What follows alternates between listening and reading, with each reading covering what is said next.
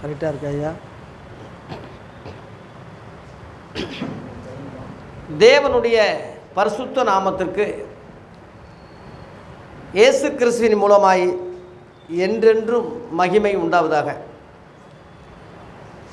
யோவான் எழுதின சுவிசேஷத்திலிருந்து வேதபாட வகுப்புகள் தொடர்ந்து நம்ம நடத்தி கொண்டு வருகிறோம்.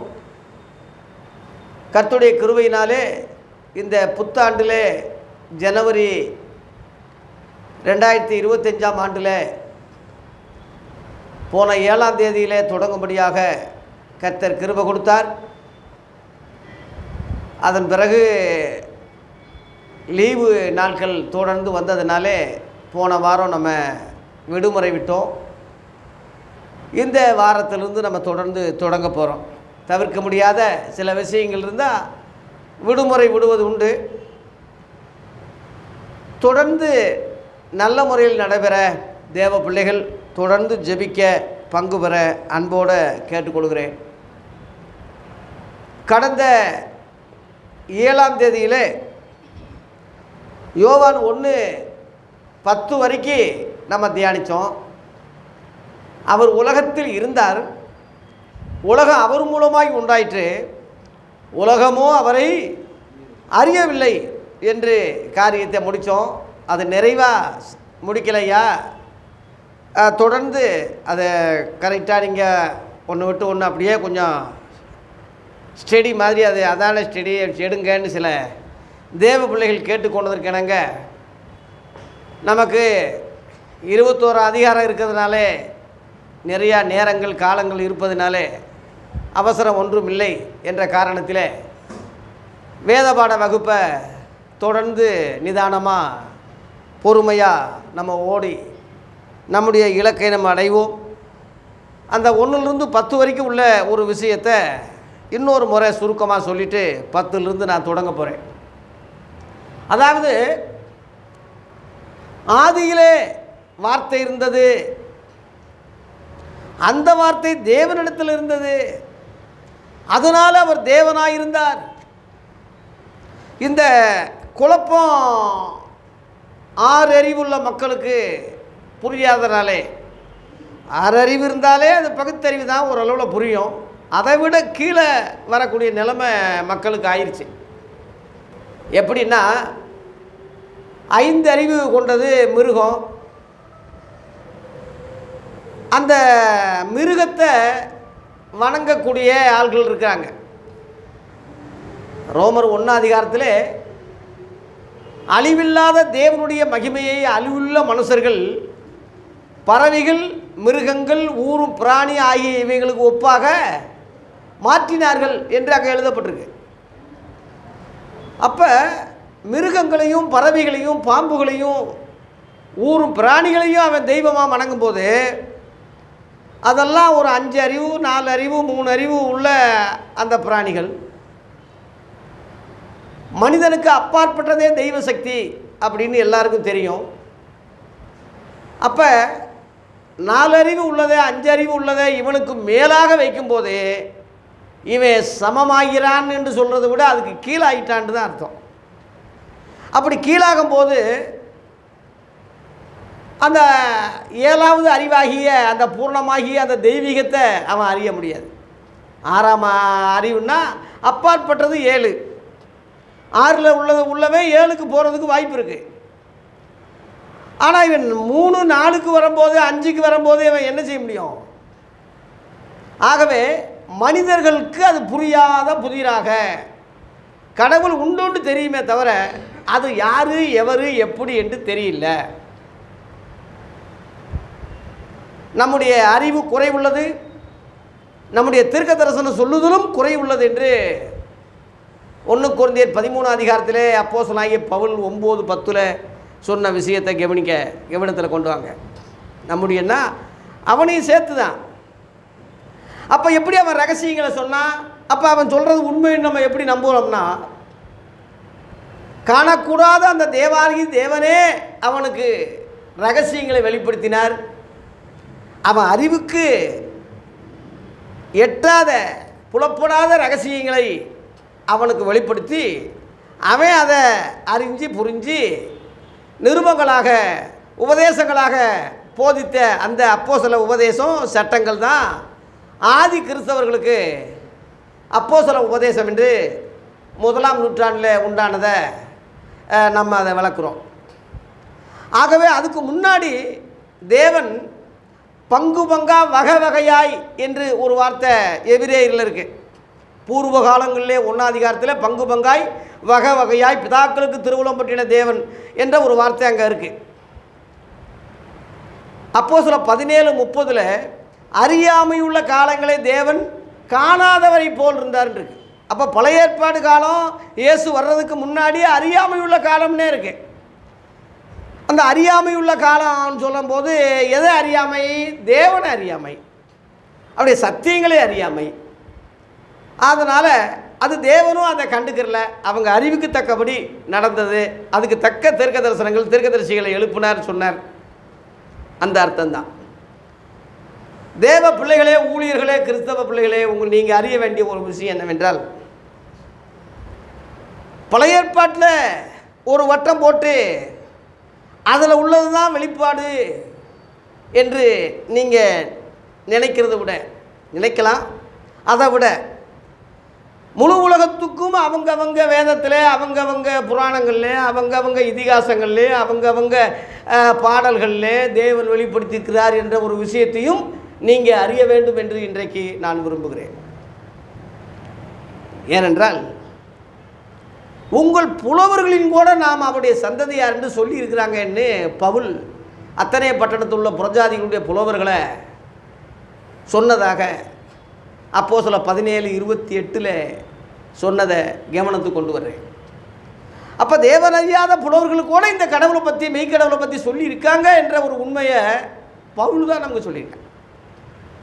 அந்த வகையில் எடுத்துக்கிட்டா தேவன் யூதருக்கு மாத்திரம் தேவன் அல்ல, பிரஜாதிகளுக்கும் அவர் தேவன் தான் என்று ரோமர் 3:29 அவனே எழுதினது எவ்வளோ உண்மையாக நமக்கு இருக்குது. இயேசுவின் மலை பிரசங்கத்திலே சொல்லும்போது அவர் நல்லோர் மேலும் தீயோர் மேலும் மழையை பெய்ய பண்ணுகிறார், நீதி உள்ளோர் மேலும் அநீதி உள்ளோர் மேலும் மழையை பெய்ய பண்ணுகிறார், பூர்ண சர்க்குணர், அவர் எல்லாரையும் நேசிக்கிறார் என்ற ஒரு உண்மையை இயேசுவின் மலை பிரசங்கத்தில் முத அவர் சொன்னார். ஆகவே இந்த கடைசி நாட்களில் குமார மூலமாக திருவுளம் பற்றினார். எபிரேயர் 1:2 இருக்குது. பூர்வ காலங்களில் தீர்க்கதரிசிகளை கொண்டு வகை வகையாக சொன்ன அந்த இறைவன் கடைசி நாட்களில் குமாரன் மூலமாக திருவுளம் பற்றினார்னு அதில் இருக்குது. இந்த குமாரன் சகலத்தையும் சொல்லிட்டார். குமாரனுக்கு மேலே ஒரு வெளிப்பாடோ தரிசனமோ அல்லது இன்னொரு ஆள் வர்றதோ இல்லை. யோவான் 15:15 என் பிதாவிடத்தில் கேள்விப்பட்ட எல்லாத்தையும் சொல்லிட்டேன் அப்படின்னு சொல்கிறார். எல்லாவற்றையும் சொல்லிட்டார். அப்படி என்றால் ஆவியானவரை எனக்கு பிறகு அனுப்புவேன்னு ஏன் சொன்னார்? அவர் இயேசுவை போல அவரும் சொல்லியிருக்கலாம்ல, சொல்லலாம்ல அப்படின்னு சிலர் கேட்டால் அதற்கு பதில் இயேசுவே சொல்லிட்டார். என்ன சொல்லிட்டார்னா, தேற்றரவாளன் பரிசுத்த ஆவியானவரை நான் அனுப்புவேன், அவர் சகல சத்தியத்தில் உங்களை வழி நடத்துவார், அவர் சுயமாய் சொல்லாமல். ஒரு வார்த்தையை கவனிங்க. யோவான் 16ஆம் அதிகாரத்தில் 13 படிச்சிங்கன்னா அவர் சுயமாய் சொல்லாமல், இந்த பாயிண்ட் தான், அவர் சுயமாக சொல்லாமல் என்னுடையதில் எடுத்து உங்களுக்கு அறிவிப்பதனால் என்னை மகிமைப்படுத்துவார். அதில் உள்ள பாயிண்ட் தான். ஆவியானவர் அவர் சுயமாக ஒரு காரியத்தை எதையும் சொல்லலை, இயேசுவின் வார்த்தைகளை நினைவுபடுத்துவார். அப்படித்தான் போட்டிருக்கு. நீங்கள் யோவான் 15ஆம் அதிகாரத்துலேயும் 16ஆம் அதிகாரம் 7ஆம் வசனத்துலேயும் பார்த்தீங்கன்னா நினைப்பூட்டுவாருன்னு இருக்கு. இன்றைக்கி 2000 வருஷம் ஆகியும் இயேசுவின் வார்த்தைகள் நமக்கு நினைப்பு வருது. கரெக்டாக பேசுகிறோமே. ரகசியம் என்ன? ஆவியானவர் பெந்தேகோஸ்து நாளில் இறங்கினவர் இன்ன வரைக்கும் இந்த பூமியில் சபையோடு இருக்கிறார். அவருடைய வார்த்தைகளை நினைவுபடுத்திக்கிட்டே இருக்கார். நல்லா கவனி. இயேசுவின் வார்த்தையோட லாஸ்ட்டு அப்படின்னு ஏன் சொல்கிறோம்னா, நான் சுயமாக சொல்லலைன்னு அவரே சொல்லியிருக்கார். யோவான் 12 அதிகாரத்தில் 49-50 வாசிக்கும் போது, நான் சுயமாய் சொல்லாமல் நான் எப்படி பேசணும், எப்படி விளக்கணும் என்று என்னை அனுப்பின பிதாவே எனக்கு ஆர்டர் இட்டார், கட்டளையிட்டார்னு சொல்கிறார். ஆகவே தேவனுடைய வார்த்தைகள் இயேசுவுக்கு முன்னாடி பங்கு பங்காக வகை வகையாக சொன்னாலும், இயேசு தேவனுடைய ஒரே பேரான குமாரனாக இருப்பதனாலே, அவர் ஆதியில் தேவனோடு இருந்ததுனாலே முழு ரகசியங்களையும் சத்தியங்களையும் இயேசுவுக்கு முழுசாக சொல்லி அனுப்புனார்.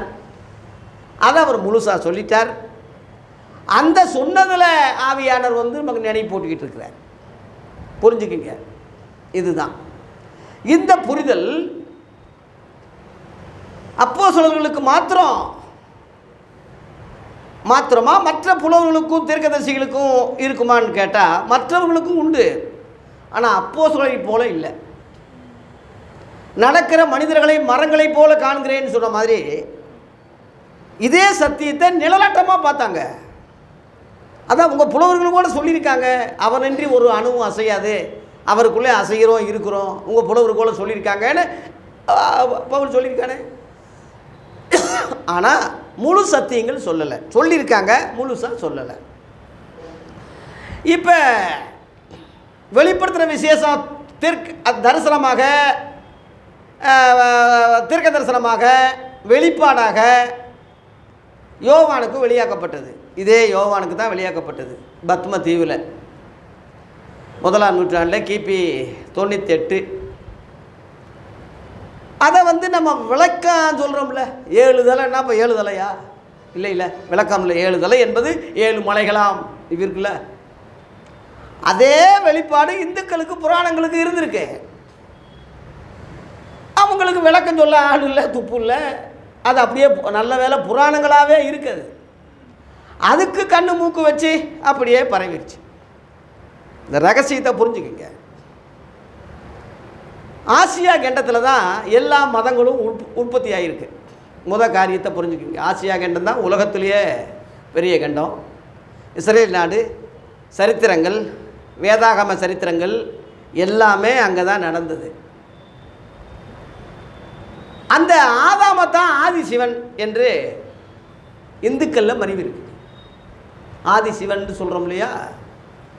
உடனே அதை புரியாமல் தற்கூறி மாதிரி அதை குறை சொல்லவோ வையவோ கேலி பண்ணவோ உடனே அதை அறியவே வேண்டாம், அது வாயிலேயே உச்சரிக்கக்கூடாதுன்னு சொல்லி அந்த மாதிரி பழைய ஏற்பாட்டுக்காரன் அறியாமை உள்ள காலம். அந்நிய தேவன் நான் வாயில் உச்சரிக்க மாட்டேன்னா அவனுக்கு அந்நிய தேவன்னு ஒன்று இருக்கா? ஒரே கடவுள் தானே. அந்த அறிவு அவனுக்கு இல்லாதனால அன்னைக்குள்ள அறிவுக்கு அவன் சொன்னான்.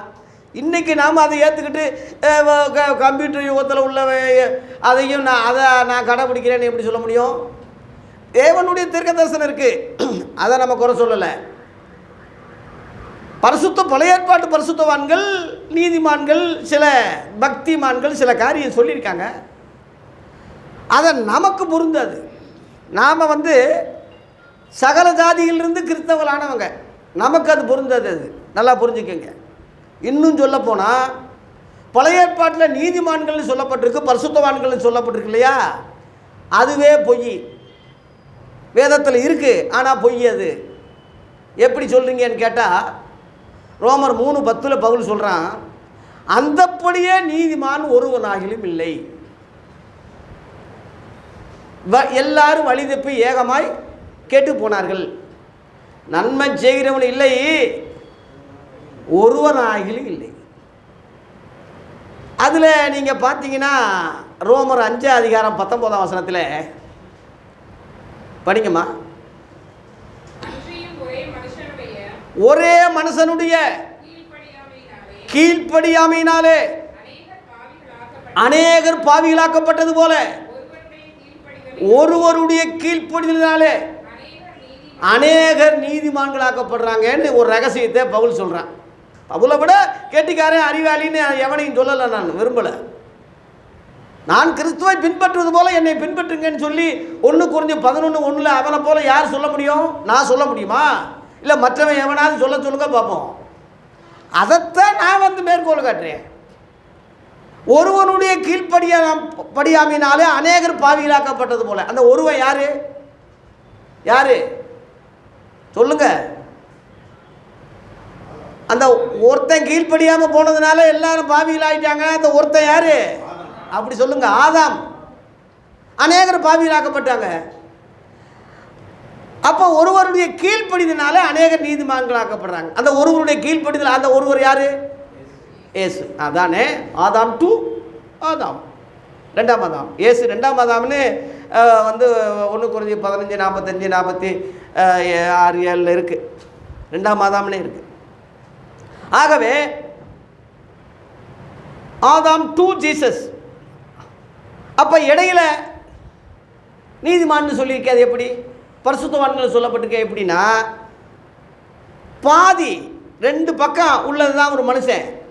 பாதி அவன் நீதிமானா, பரிசுத்தவானா, உண்மை உள்ளவனா, சன்மார்க்கன், சொல்லப்போனான் சன்மார்க்க நெறியனா இருந்ததுனால அவனை நீதிமான்னு சொல்லப்படும். இப்போ உதாரணமாக ஒரு ஊரில் போகிறீங்க, ஐயா அவர் கொடை வல்லலையா, அவர் கர்ணன் ஐயா, ஐயா தர்ம பிறப்பர், எல்லாரும் பாராட்டுறாங்க, மெச்சுறாங்க.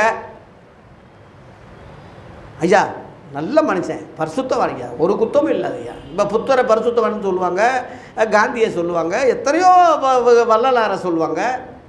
இருக்காங்க இல்லையா? அவ்வளோ தூய்மையாக இருக்காங்க இல்லையா? பரிசுத்தவான்கள் சொல்கிறாங்க இல்லையா? ஆனால் புதிய ஏற்பாடு வசனத்தின்படி பரிசுத்தவான்களா? இல்லை இல்லை, அதே தான் அங்கே புரிஞ்சுக்கு, அதே தான் அது. ஆகவே 2 பக்கத்தில் ஒரு பக்கம் நல்லவனாக இருப்பதுனாலே நற்கிரிகள்னாலே அப்படி அழைக்கப்பட்டதே தவிர உண்மையிலேயே எடுத்துக்கிட்டால் ஒருத்தரும் கிடையாது. அதான் காரியம். உண்மையிலேயே எடுத்துக்கிட்டால் ஒருத்தரும் கிடையாது.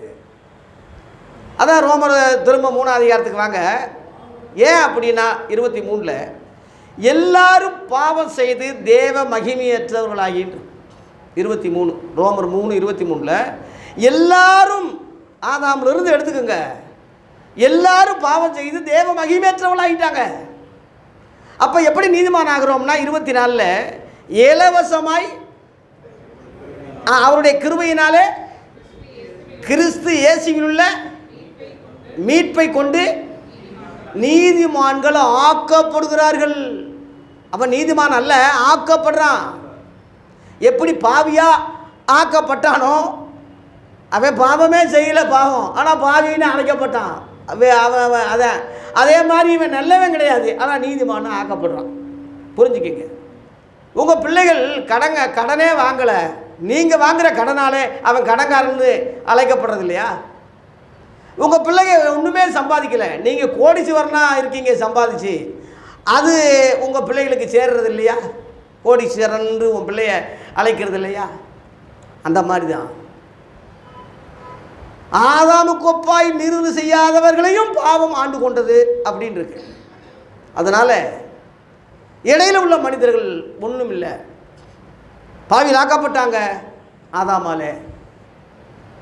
நாம் நீதிமான்கள் ஆக்கப்பட்டோம் இயேசுவாலே. எப்படி? இலவசமாயின்னு இருக்கு. இலவசமாயின்னு போட்டு, இலவசம் பிச்சை போடுறது, அது விலை கொடுத்து வாங்க முடியாது. ஆகவே இயேசு கிறிஸ்துவின் ரத்தம் சகல பாவங்களையும் நீக்கி நம்மை சுத்திகரிக்கிறது. ரோமர் 5ஆம் அதிகாரம் 1ஆம் வசனத்தில் விசுவாசத்தினாலே நீதிமான்கள் ஆகிறோம் இருக்கு, அங்கே போட்டிருக்கு. அதில் 9ஆம் வசனத்தில் இயேசு கிறிஸ்துடைய ரத்தத்தினாலே நீதிமான் ஆகப்படுறோம்னு அங்கே போட்டிருக்கு. இந்த வகையில் ரகசியங்கள் வெளிப்பட்டதுனாலே இயேசு யூதர்களுக்கு மாத்திரம் வரலை, முழு உலகத்துக்கும் இரட்சகராய் வந்தார். அதுதான் பாவிகளை ரட்சிக்க கிறிஸ்து இயேசு உலகத்தில் வந்தார். பாவிகள்லாம் எல்லாரும் பாவிகள் தான். நியாயப்பிரமாணம் பெற்றதுனால, ஓய்வு நாளை கடைபிடிக்கிறதுனால யூதர்கள் சொன்னாங்க, நாங்கள்லாம் ரொம்ப நீதிமான்கள், இந்த பாருங்க குஷ்டரோகி இவங்கிட்ட போய் சாப்பிட்டுக்கிட்டு இருக்கான், பாவிகளுக்கு செனேதான் இவன், நாங்கள்லாம் அப்படி கிடையாது, நாங்கள் எங்கள் பரம்பரையே வேறு சொன்னாங்க, நாங்கள்லாம் நீதிமான்கள்னு சொன்னாங்க. அதுக்கு தான் இயேசு சொன்னார், நீதிமான்களே அல்ல பாவிகளையே மனம் திரும்ப அழைக்க வந்தேன்னு சொன்னார். அவங்களும் பாவிக தான். என்னைக்கு அவன் பாவத்தை உணர்றானோ அன்னைக்கு தான் அவன் நீதிமானாக்கப்படுறான் இயேசுவின் பற்று விசுவாசத்தில். அதை புரியாதனால நான் நீதிமான் தான், நீதிமான்னா அப்படியே இரு, போ, உன்னை நான் அழைக்க வரல, போ. எவ்வளவு ஞானமாக சொன்னார். உண்மையிலேயே நீதிமான் ஒருவனாகிலும் இல்லை. ஆகவே இந்த ஆதாமத்தான் ஆதி சிவன் சொல்லி மறைவு இருக்கு. ஆதியாகமம் 2:7 தேவனாகி கர்த்தர் மனுஷனை மண்ணினாலே உருவாக்கி அவனுக்குள்ள ஜீவ சுவாசத்தை ஊதினார். அவன் என்ன ஆனா? ஜீவ ஆத்துமாவானான் இருக்கு. அந்த ஜீவன் தான் சீவன் என்று மறுவனது. இந்த ஜீ வார்த்தை சமஸ்கிருத பாஷை, தமிழில் சீவன் சிவன் என்றானது. இந்த பெரியார் அதை மாற்றினார். பெரியார் பெரியார் எழுத்துன்னு சொல்கிறோம் இல்லையா, பெரியாள் தமிழ்னு. ராஜாபாளையம் சொல்கிறதுல ராசபாளையம், அந்த மாதிரி ராஜாவுக்கு ராசா. அந்த ஜா என்ற வார்த்தையெல்லாம் சமஸ்கிருத நுழைஞ்சதுனால காட்டுமிராணி மொழின்னு அதுக்கு தான் சொன்னார் பெரியார். அதான் சிலர் புரியாமல் குறை சொல்லிக்கிட்டு இருக்காங்க, காட்டுமிராணி சொல்லிட்டாரு. ஆகவே அந்த ஜே ஜோன்னு சொல்கிறதெல்லாம் வடமொழியிலேருந்து வந்த சமஸ்கிருதம் நுழைஞ்சதுனால நம்ம தமிழ் மொழிபெயர்ப்பு சமஸ்கிருதம் ஒரு டாக்டர் ஹென்றி ஃபவர் ஒரு பிராமணர், அவர் ரசிக்கப்பட்டு மொழிபெயர்த்திருக்கார் இங்கிலீஷ் துறைக்கு. இப்போ உள்ள கரண்டில் உள்ளது அதான் ஹென்றி ஃபவருடைய மொழிபெயர்ப்பு தான் நம்ம வச்சுருக்கோம். அதனால் ஏகப்பட்ட சமஸ்கிருதம் இருக்குது, கலந்துருக்கு. அது ஒரு குற்றமாக தப்பாக நம்ம தமிழ் வெறியன்னு நம்ம சொல்லக்கூடாது. மொழிக்கு வெறியாக இருக்கக்கூடாது, நாட்டுக்கு வெறியாக இருக்கக்கூடாது, இனத்துக்கு வெறியாக ஜாதி வெறியாக இருக்கக்கூடாது. எது இருந்தாலும் தப்பு தான். ஏன்னா நம்ம எல்லாரும் ஒரு ரத்தத்தில் உள்ளவங்க, அதை மறந்துடக்கூடாது. அப்போஸ்தலர் 17:26 பவுல் தான் சொல்கிறான், ஒரே ரத்தத்தினாலே உருவானோம் அப்படி போட்டிருக்கு, ஒரே ரத்தம். அதனால அவங்க யூதன் கிரேக்கன் இவன் ஆணு பெண்ணு அதை எந்த மேற்றுமே கிடையாது நினைக்கக்கூடாது. நம்ம அஞ்ஞானி நினைப்பான், தேவன் அறியாதவன் நினைப்பான். ஆனால் நீங்கள் நான் அறிஞ்சவன் நினைக்கக்கூடாது. ஆகவே ஜீவன் என்ற வார்த்தை சிவனாக மாறிவிட்டது. விலா எலும்பிலிருந்து ஏவாள் வந்த மாதிரி பார்வதியை விலா பாதி பார்வதியாக புராணங்களில் மறைவு இருக்கு. ஆணாகி பெண்ணாகி நின்றானடி சரிபாதி பெண்ணுக்கு தந்தானடி என்று ஔவையார் பாடுறது நீங்கள் கேட்டிருப்பீங்க. பாதி பொம்பளை பாதி ஆம்பளை, அதான் பாதி என் சரீரத்தின் சரீரம் எலும்புக்கு எலும்பாக இருக்கிறான்னு சொல்லி அவன் தானே பேர் வச்சான் ஆதாமு. இதை உள்ளதெல்லாம் பழைய ஏற்பாடை நம்புறீங்க, சொல்கிறதெல்லாம் ஆமாம் சாமி, இவன் சொல்கிறது ஏன் நம்பாமல் இருக்கீங்க? ஆனால் இவன் சொல்கிறது மொழிபெயர்த்து நமக்கு தெளிவாக சொல்லலை. இவன் கரெக்டாக மொழிபெயர்த்து கரெக்டாக, ஏன்னா யூதர்கள் கரெக்டாக தேவனை மெய் கடவுளை சரியாக புரிஞ்சுக்கிட்டாங்க. அதை நான் ஒத்துக்கிறேன். யெகோவாய் யாவே என்ற ஏலோஹிம் என்ற அந்த மெய் கடவுளை சரியாக அறிஞ்சதுனால தான் விக்கிர ஆராதனை இல்லாமல் இருந்தாங்க. யாராக இருந்தா என்ன, நல்ல காரியம் எங்கே இருந்தாலும் ஏற்றுக்கலாம். இவங்க அதை அறியாதனால அந்த கற்பனையை என்ன ஆக்கினாங்க, சிலையாக வடித்தாங்க. அதான் கற்பனை கற்சிலை ஆனது. பழைய ஏற்பாட்டில் அந்த மூட பழக்கம் இருந்திருக்குல்ல. இப்போ உதாரணமாக 1 சாமுவேல் 12 சாமுவேல் பெரிய தீர்க்கதரிசி தான். ஒரு கல்லை ஊண்டி என்ன செய்கிறான்னா, இம்மட்டும் கர்த்தர் உதவி செய்தார்னு சொல்லி அதுக்கு ஒரு பேர் வச்சான். என்ன பேர்? எபினேசர்னு பேர் வச்சாங்க பழைய ஏற்பாட்டில். இன்னைக்கு உள்ள தேவை கிறித்தேவை அதை தற்குறி புரியாமல் எபினேசர்னு பேரும் வைக்கிறான், பாட்டும் பாடுறான் ஐயா. ஆனால் பவுல் அதுக்கு என்ன சொல்கிறான்னா, அப்போஸ்தலர் 17:28 பொன்னு வெள்ளி கல் இவைகளுக்கு தெய்வம் ஒப்பாக இருக்கும் என்று நினைக்கலாகாதுன்னே இருக்கு.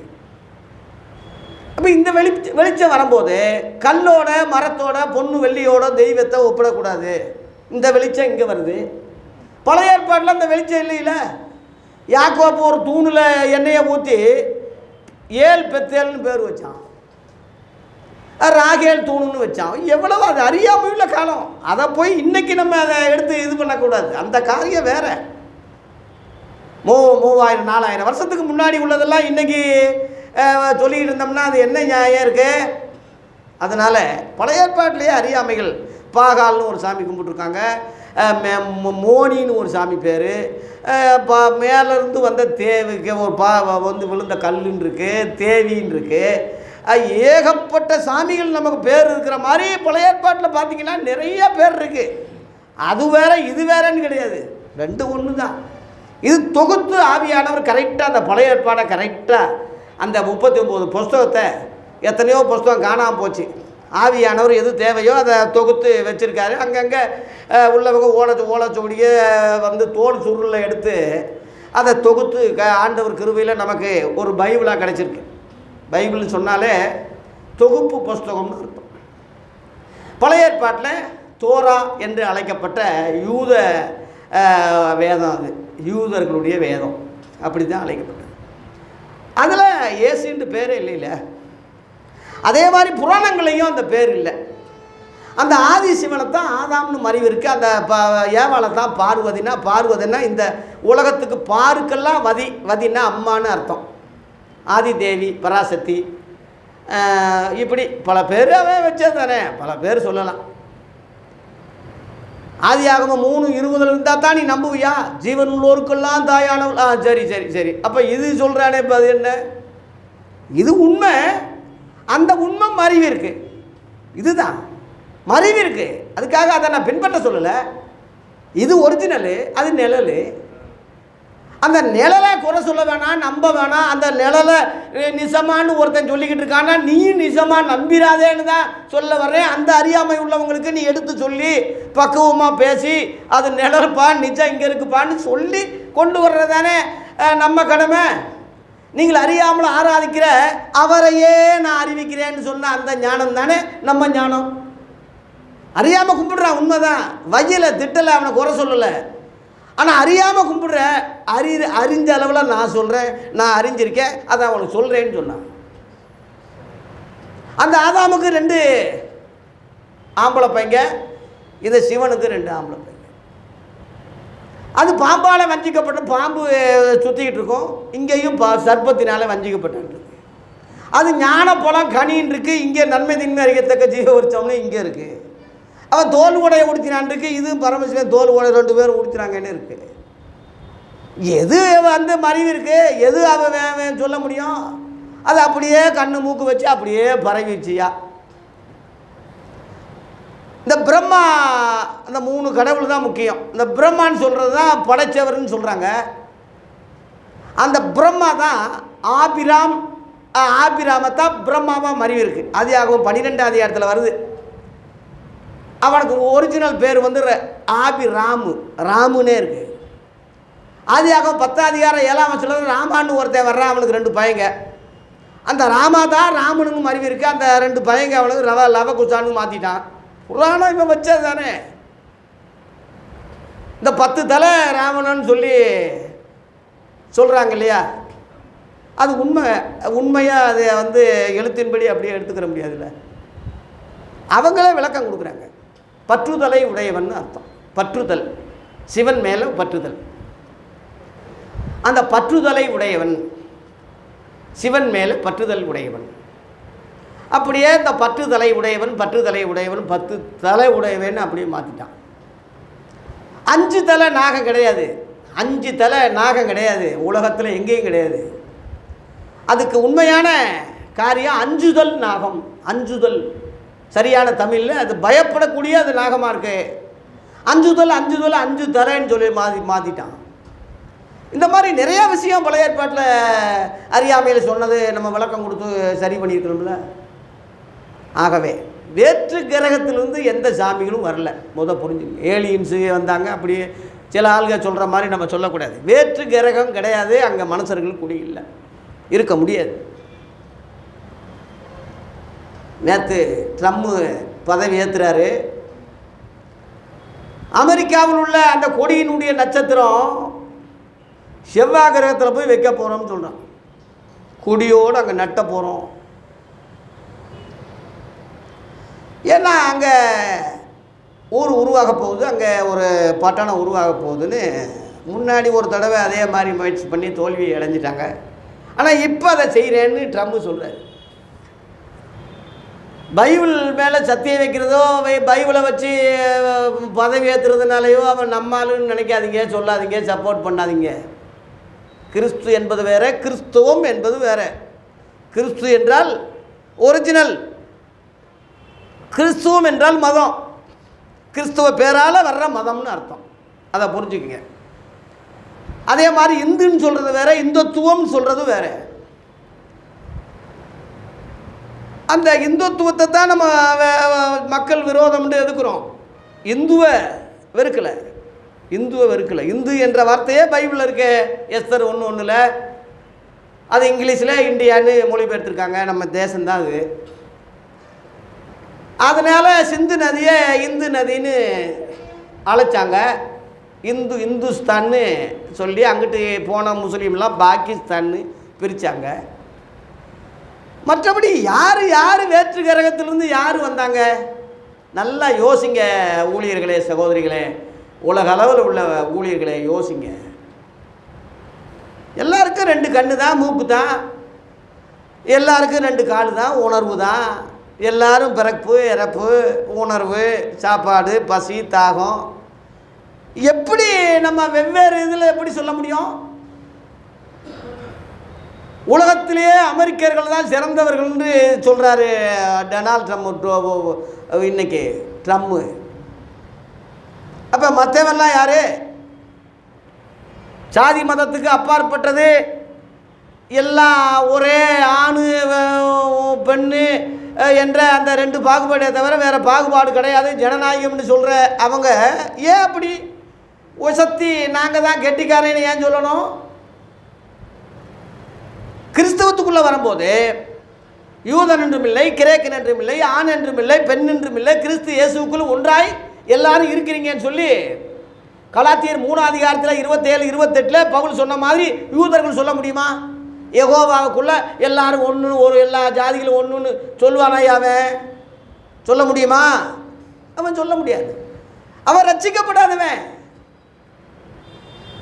ரோமர் 10 பவுல் சொல்கிறான், இஸ்ரவேலர்கள் ரட்சிக்கப்பட வேண்டும் என்பதே என் இருதயத்தின் விருப்பம், நான் தேவனை நோக்கி செய்யும் ஜெபம்னு சொல்கிறான். அப்போ ரட்சிக்கப்படலை. மனம் துரும்புங்கள்னு அவங்களுக்கு தான் முத பிரசங்கம் பண்ணார் இயேசு. ஆனால் அவங்க மனம் துரும்பலை, ரட்சிக்கப்படலை. ஆமாம், அவன் எப்படிடா நமக்கு முன்னோடியாக இருப்பான்? நாம் யார்? ரட்சிக்கப்பட்டவங்க. நாம் யார்? மனம் துரும்பினவங்க. நாம் யார்? பிதா குமாரன் பரிசுத்தாவி நாமத்தில் இயேசுவின் கட்டளையின்படி ஞானஸ்நானம் பெற்றவங்க. இன்னும் சொல்ல போனால் கிறிஸ்தவங்க. அவங்க கிறிஸ்தவங்கன்னு சொல்லலையே, அவன் யூதன்னு சொல்கிறான், இஸ்ரவேல்னு சொல்கிறான். அவங்களுக்கு ரட்சிப்பு எப்போ வரும்னா 2ஆம் வருகையில் இயேசுவை பார்த்து குத்தினவரை நோக்கி பார்த்து அழுவாங்கன்னு ஒரு வசனம் இருக்குது வெளிப்படுத்தல் 1:7. அந்த காலகட்டத்தில் தான் அவங்க எல்லாரும் ரட்சிக்கப்படுவாங்கன்னு இதே பவுல் தான் சொல்கிறான். ரோமர் 11 25-26 இருக்குது, படிங்க. ரோமர் 11-25-26 இன்ன வரைக்கும் அவன் ரட்சிக்கப்படலை, இன்ன வரைக்கும் மனம் திரும்பலை, இன்ன வரைக்கும் அவன் கிறிஸ்தவனாகலை. ஆனால் எப்போ அவன் வருவான்? படிங்க. மேலும் சகோதரரே, அதனால் கிறிஸ்தவங்களாக சொல்கிறதுனால நம்ம தாண்டா கெட்டிக்காரேன்னு அமெரிக்காக்காரன் சொன்ன மாதிரி நம்மளும் சொல்லிடக்கூடாது என்று அந்த பவுல் சொல்கிறான். எண்ணாதபடிக்கு ஒரு ரகசியத்தை சொல்கிறேன். பழைய ஏற்பாட்டில் ரகசியம் வெளிப்படலை, புதிய ஏற்பாட்டில் வெளிப்பட்டிருக்கு. அந்த ரகசியத்தை நான் சொல்கிறேன். அது என்ன வேணால் புறஜாதியாருடைய நிறைவு உண்டாகும் வரைக்கும் இஸ்ரவேலில் ஒரு பங்கு கடினமாக இருக்குது. ஒரு பங்குன்னா மற்ற பங்கெல்லாம் ஏறக்குறைய ரட்சிக்கப்பட்டாங்க. அவங்க தான் யூத கிறிஸ்தவங்கன்னு ஒதுக்கிட்டாங்க. அவங்கள ரட்சிக்கப்படாத ஒரு பங்கு இருக்குது, நிறையா பேர் இருக்காங்க. அவங்க ரட்சிக்கப்படுவாங்கன்னு போட்டிருக்கு. அதில் படிங்கம்மா.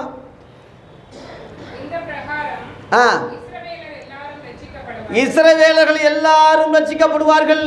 ஒருத்தங்கூட பாக்கி இல்லாமல் எல்லா இஸ்ரவேலர்களும் ரட்சிக்கப்படுவாங்க இயேசு கிறிஸ்துவுடைய 2ஆம் வருகைக்கு பிறப்பாடு.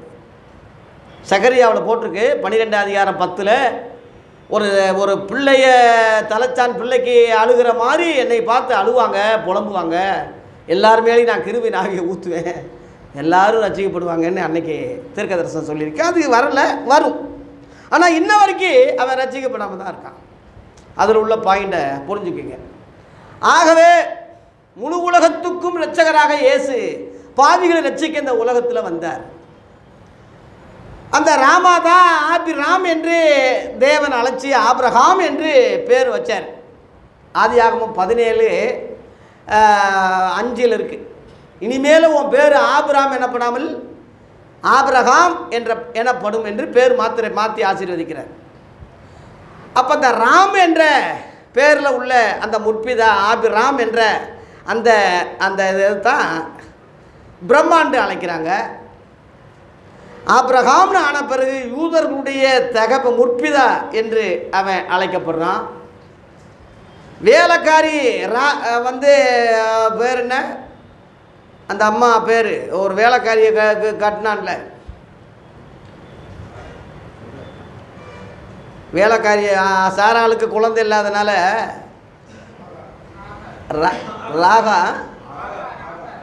ஆகார் அரபி தேசத்து பெண். அது அரபி தேசத்திலேருந்து கொண்டு வந்து வேலைக்காரியாக வச்சுருந்தான். எனக்கு குழந்தை பிறக்கலை, வேலைக்காரி மூலமாவது குழந்தை உண்டாகட்டும்னு சாராளம்மா பேச்ச ஆபிரகாம் பெரிய மனுஷன் கேட்டான்.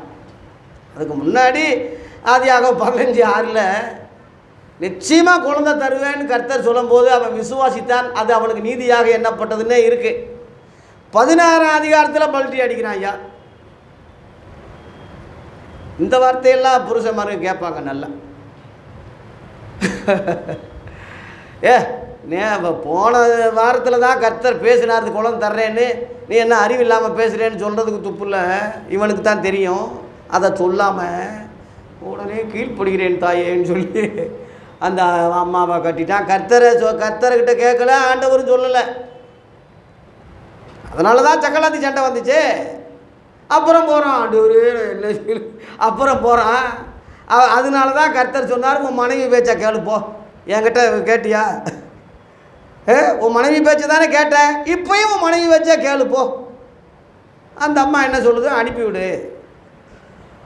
அந்த சக்கலாத்தி சண்டை வரும்போது அந்த ஒரு சின்ன பையனோட இஸ்மவேல் அவன் பேர். ஆதியாகமம் 16:12 துஷ்ட சந்ததி, இவன் எப்படி ஈசாக்கோட அவன் சுதந்திரவாளியாக இருப்பதில்லை, அதனால் அடிமையானவளையும் மகனையும் புறம்பே தள்ளு. அது வந்து நீதி, இரக்கம், தான தர்மம் எல்லாம் புதிய ஏற்பாட்டில் தான். அங்கே பழைய ஏற்பாட்டில் நம்ம அதை வந்து எதிர்பார்க்க முடியாது. அந்த காலம் வேறு. அதை இன்றைக்கி நம்ம கிறிஸ்தவ உபதேசத்துக்கு அது திணிக்கக்கூடாது, அது வேறு. சாராளத்தான் சரஸ்வதின்னு சொல்கிறான், ஆபிரகாமத்தான் பிரம்மான்னு சொல்கிறான். அப்படி தான் மறிவு இருக்குது. அந்த இஸ்மவேலை தான் இஸ்மாயில் சந்ததியாக வாழ்ந்தது. அரபி தேசம், அரபியர்கள், முஸ்லீம்கள் வந்தது காரணம். இயேசு கிறிஸ்து வந்த பிறகு 14ஆம் நூற்றாண்டுக்கு பிறகு தான் முகமது நபி வந்து அவர் மூலமாக மத அடிப்படையில் ஒரு கூட்டத்தை திரட்டி கடைசியில் வந்த தீர்க்கதரிசி நான் தான் சொல்லி கட்டமைக்கப்பட்டு, அது பைபிள் பழைய ஏற்பாடும் புதிய ஏற்பாடு ரெண்டையும் மிக்சர் பண்ணி செஞ்சது தான் வந்து குர்ஆன். ரெண்டு மிக்சர். நீங்கள் நல்லா பாருங்க, ஆதம், ஆபிரகாம், இப்ராஹிம், இஸ்மவேல், இஸ்மாயில், ஈசாக்கு, ஈஜக்கு, இப்படி எல்லாம். இயேசு, ஈசா, மரியாள், மரியம் பிபி, எல்லாம் நீங்கள் பாருங்கள். மோசே, மூசா, சாலமோன், சுலைமான். பழைய ஏற்பாடு பேர் தான். பழைய ஏற்பாட்டையும் புதிய ஏற்பாட்டையும் ரெண்டு மிக்சர் பண்ணி மறிவி இவன் இஷ்டத்துக்கு இவன் தொகுத்துக்கிட்டாயா. இதுதான் கடைசியில் நாங்கள் தொகுத்ததுன்னு சொல்லாமல் மேலேருந்து இறங்கணும்னு சொல்லிட்டோம். இதுதான் குர்ஆன். அவங்களுக்கு முன்னோடி ஆபிரகாம் தான். அந்த பிராமணர்களுக்கும் ஆபிராம் என்ற அந்த ராம் கூட்டம்தான். அவன் சந்ததியிலிருந்து தாவீது வந்தான். தாவீது சந்ததியிலிருந்து கிறிஸ்து வந்ததுனால ஆபிரகாமின் குமாரனான தாவீதின் குமாரனான இயேசு கிறிஸ்துவ வம்ச வரலாறுன்னு ஆதியாகமம் 1 மத்தேயு 1 அதிகாரத்தில் 1:2 உள்ளது. அந்த இதுதான் அந்த சந்ததியில் வர்றதுனால ஆபிரகாமு என்று சந்ததிகளுக்கு சொல்லாமல் சந்ததின்னு சொன்னார். அந்த சந்ததி கிறிஸ்து தான் சொல்லி பவுல் விளக்குறான். ஆகவே கிறிஸ்தவர்களுக்கும் அவன் ஆவிக்குரிய தகப்பேன் முறையில் வருதான். யூதர்களுக்கு தகப்பேன். இஸ்லாமியர்களுக்கு அவன் வந்து இப்ராஹிம், முஸ்லீம்களுக்கு பிரம்மா, இந்துக்களுக்கு அவன் பிரம்மா. ஒருத்தன் தானே. மறைவு எப்படி வருது? வேற்று கிரகத்திலிருந்து எவனும் வரலையா? புரிஞ்சுக்க, நேரம் இல்லை, எல்லாத்தையும் விளக்க முடியாது. எல்லா இப்போ ஒரு பானை சோத்துக்கு ஒரு பருக்கு தான். இந்த மாதிரி எல்லாத்தையும் நினச்சிக்கங்க. நிச்சயம் சில காரியம் இருக்கும், கற்பனை அதிகமாக இருக்கும். இப்போ முருகன்னா அழகேன்னு அர்த்தம், கற்பனை தான் அது. நிஜமாக முருகன் வந்ததாக எந்த சரித்திர சான்று கிடையாது. அதனால தான் கற்பனை என்றாலும் கற்சிலை என்றாலும் சொல்லி பாட்டு சமுத்திராஜ பாடுறது. கற்சிலை கற்பனைன்னு தெரியுது அவங்களுக்கு. அதை நம்ம 2 பொண்டாட்டியாக வச்சாங்க, வேலு வச்சுருக்கான், அவன் சண்டை போட்டான். நம்ம அறியாமையில் அவன் இருக்கிறான்னா நம்மளும் அறியாமையில் அதை அப்படியே எழுத்துன்படி எடுத்துக்கிட்டு வையக்கூடாது. ஞான அர்த்தம் அவன் என்ன சொல்கிறான்னா, 2 பொண்டாட்டின்னு சொல்கிறது வானத்துலேயும் பூமியிலையும் எனக்கு சகல அதிகாரம் உண்டுன்னு சொல்லி மத்தேயு 28:18 சொன்னாரே இயேசு, அதுதான் அப்படின்னு சொன்னாங்க. வானம் என்பது ஒரு பொம்பளை, பூமி என்பது ஒரு பொம்பளை. 2 பொம்பளைகளையும் கட்டி அரசாளக்கூடிய அளவில் அவர் உள்ளவர், அந்த அழகு உள்ள கடவுள். அந்த வானத்துக்கு பதிலாக தெய்வானே, மேலிருந்து வந்ததாக தெய்வானேன்னு பேர் வச்சு, தெய்வத்திலிருந்து வந்ததுனால தெய்வானே.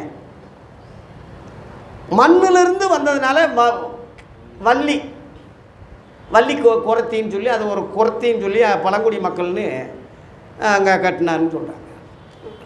கிடையாது, கற்பனை தான்.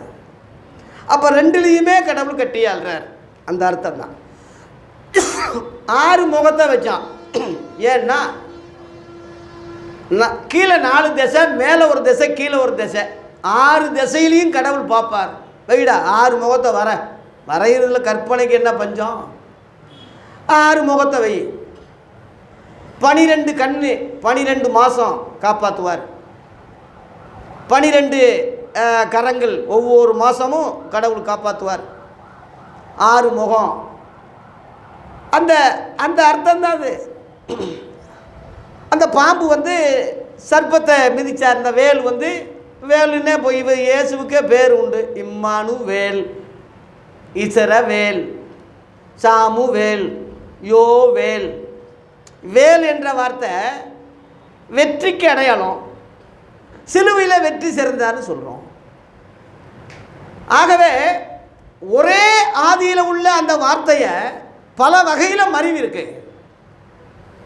சமஸ்கிருதத்தில் லிபிஸ்ட்ரியா அப்படின்னு சொல்லி மறைவு இருக்கு. லிபிஸ்ட்ரியா நமகா, பிரம்மபுத்திரையா நமகா என்று அவங்க சொல்கிறாங்க. பிரம்மபுத்திரையானா தேவகுமாரனுடைய நாமம். மொழி வேற்றுமையானதுனால கருத்து வேற்றுமை ஆயிருமா? இந்த அளவுலையா நம்ம தற்கொலையாக இருக்கும்? எப்பொருள் யார் யார் வாய் கேட்பினும் அப்பொருள் மெய்ப்பொருள் காண்பது தானே அறிவு. அந்த அறிவு இயேசு கொடுத்துருக்காரு நமக்கு. குமாரனை வந்து நமக்கு புத்தியை கொடுத்துருக்கிறாருன்னு சொல்லி 1 யோவான் 5 அதிகாரத்தில் இருக்குல்ல, 20ஆம் வசனத்தில் அவர் வந்து தான் புத்தியை கொடுத்துருக்காரு. அவருக்குள்ள அறிவு ஞானம் என்ற பொக்கிஷங்கள்லாம் அவருக்குள்ளே அடங்கியிருக்கு. அவர் நமக்குள்ளே வரும்போது அதே அறிவு நமக்கு வருதில்லை, அதே ஞானம் வருதில்லை நமக்கு. அதான ரகசியம். அவனுக்கு வெளியே இருக்காரு, நமக்கு உள்ளே இருக்காரு. நம்ம முதல் புரிஞ்சுக்குங்க. ஒரு வசனம் படிக்கிறீங்களா? எபேசியர் 4:6. இந்த மாதிரி பேசினா தான் மத சண்டையே வராது ஐயா, ஜாதி சண்டையே வராது.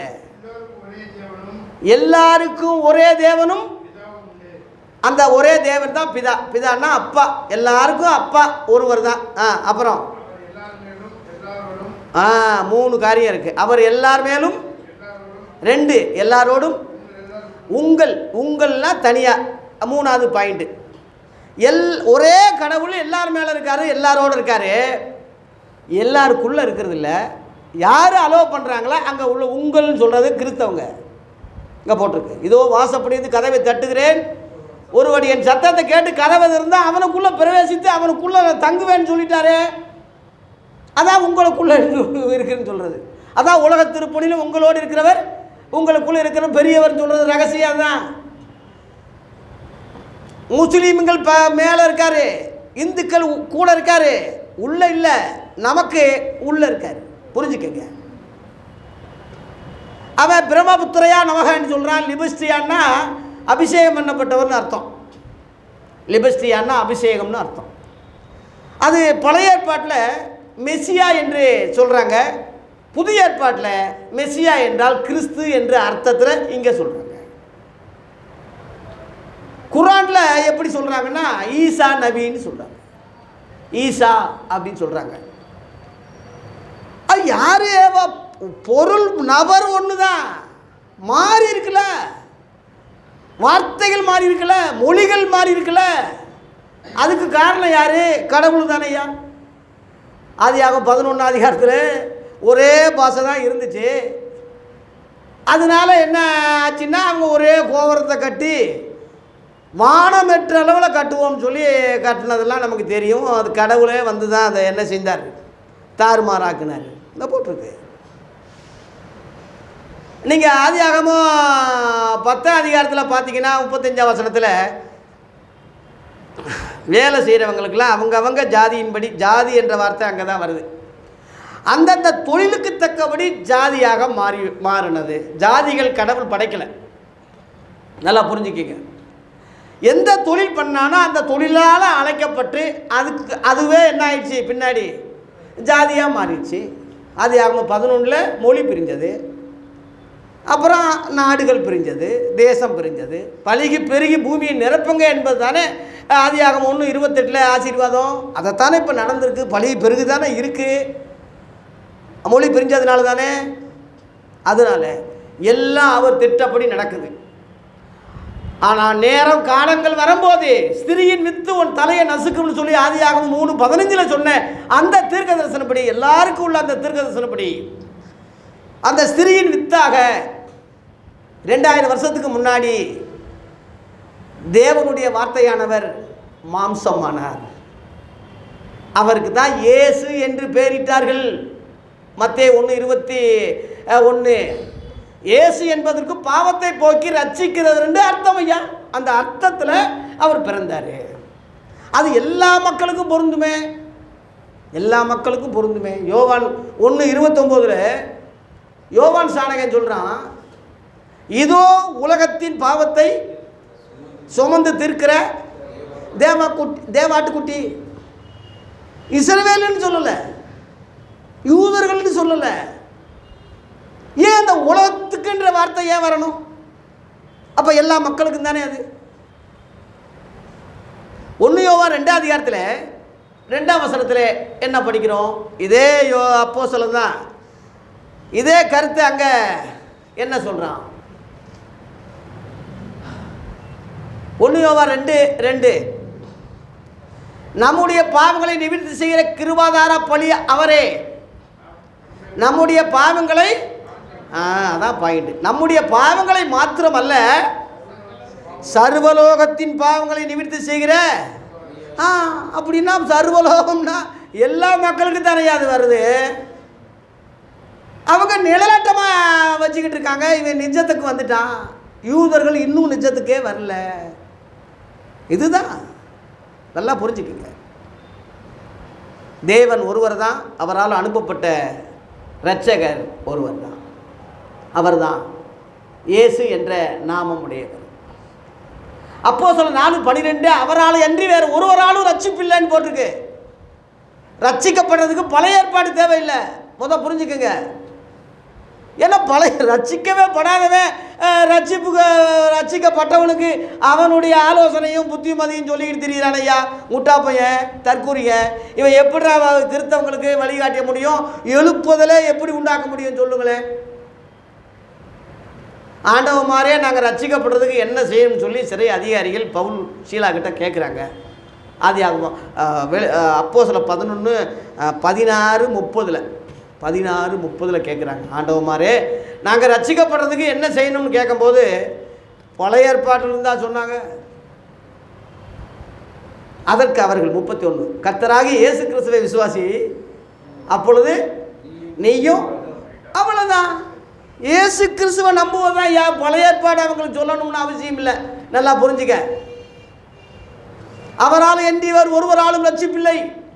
நாம் ரட்சிக்கப்படும்படி வானத்து கீழே உங்கள் மனசுகளுக்குள்ளே அவருடைய நாமமே அல்லாமல் வேறு எந்த நாமத்திலையும் ஆர்டர் கட்டளை இல்லை. இதுதான் சுவிசேஷம். இதுக்கு பேர் தான் சுவிசேஷம். இதை உலகம் முழுவதும் சொல்லத்தான் இயேசு சீசர்களை அனுப்பி சொல்ல சொன்னார் தவிர பழைய ஏற்பாடு சொல்கிறான்னு சொல்லலை. நான் கட்டளையிட்ட யாவையும் கை கொள்ளும்படி அவர்களுக்கு உபதேசம் பண்ணுங்க. அப்படி பண்ணால் உலகத்தின் முடிவு இருந்து நான் உங்களோடனே கூட இருப்பேன், இல்லாட்டா இருக்க மாட்டேன். அந்த அர்த்தம் தானே. மத்திய 28 19 20 கட்டளை, கடைசி கட்டளை நான் கட்டளையிட்டது தான் சொல்கிறாரு. மோசே கட்டளையிட்டது 10 கற்பனை. அது யூதர்களுக்கு, இஸ்ரவேலே கேள், இஸ்ரவேல் ஜனங்களுக்கு தான். 20 அதிகாரத்தில் அவங்களுக்குள்ள கட்டளை தான் அது. அது 2 இயேசு அடக்கினார். 2லையும் அன்பு என்ற வர்றதுனால பவுல் ஒன்றாக்கிட்டான். ஒரே வார்த்தையில் தொகை முழுவதும் அடங்கியிருக்குன்னு சொல்லிட்டா ஐயா. ரோமர் 13:8 இருக்குது. இங்கே வந்தால் அப்போஸ்தலர்கள் ரகசியங்கள் வெளிப்பட்ட இந்த இந்த நிறுவங்கள் படித்தா தானே அவங்க விளங்க போகுது. பழைய ஏற்பாட்டில் கிறிஸ்தவன் பேரே இல்லை. புதிய ஏற்பாட்டில் இந்த அப்போஸ்தல ஊழியங்கள் செய்யும் போது, உபதேசம் பண்ணிக்கிட்டு இருக்கும்போது, இயேசுவுக்கு சீசராக்கப்பட்ட ஒரு கூட்டத்துக்கு தான் மொதன்னு இருக்கு அந்த வசனம்.